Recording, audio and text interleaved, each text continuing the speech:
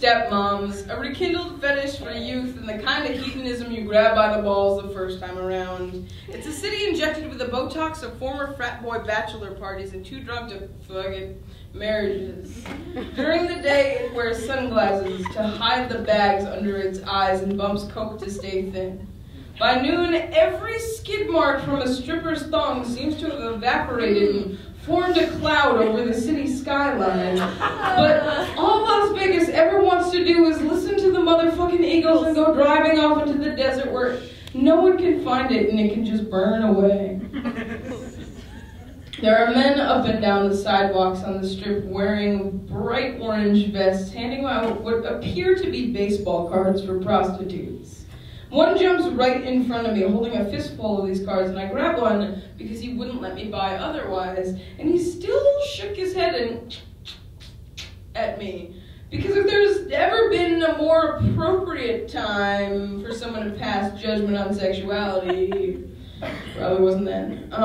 But I've thought about it since then. What I would have said had I actually called the 800 number, I would have asked for a redhead with cow eyes and real tits.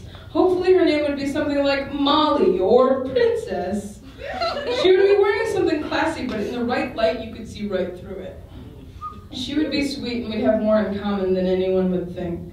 I would fall in love with the space where her neck and shoulders met. I would take her back to my hotel room, sit down beside her and wring my hands nervously and tell her that I had a thing that I'd like to do. She'd make the mistake of telling me that she was up for anything for the right price. I'd smile real big, pull out the scissors and slide behind her without words or violence. I'd pull on her feather-soft hair and cut, slicing through the damage of countless dye jobs before she could protest. When I was finished, I would kiss that spot between her neck and shoulders and tell her it was the only part of Eden left standing. While the glue in her new mohawk dried, we would get suited up to go to the roller rink. She'd put on my favorite t-shirt, look in the mirror, and laugh, but honest laughter that rolled up from her belly like waves. At the rink, our bodies would crash in a makeshift roller derby when she tried balancing herself, bruising my sides. We'd breathe new life into the city of second marriages. By midnight, I would have convinced her to get her nipples pierced. I'd hold her hand while slick metal ripped through 1,000 nerve endings, her whole body would shake. After we'd left, we'd steal a car, just for fun. She'd hotwire it like it was her stepdad's, and we'd drive into the dark desert night listening to Patsy Cline and laughing like high school sweethearts escaping from juvenile hall.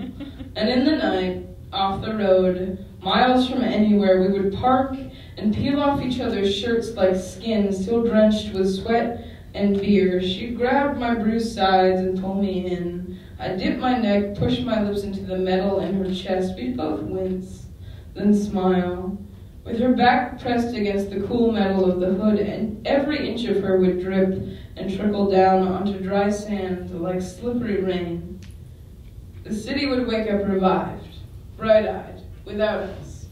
I would hold her, watching the sunrise while we shook our heads at the brown cloud over Las Vegas, knowing that we were roguish young things with the whole world left to burn.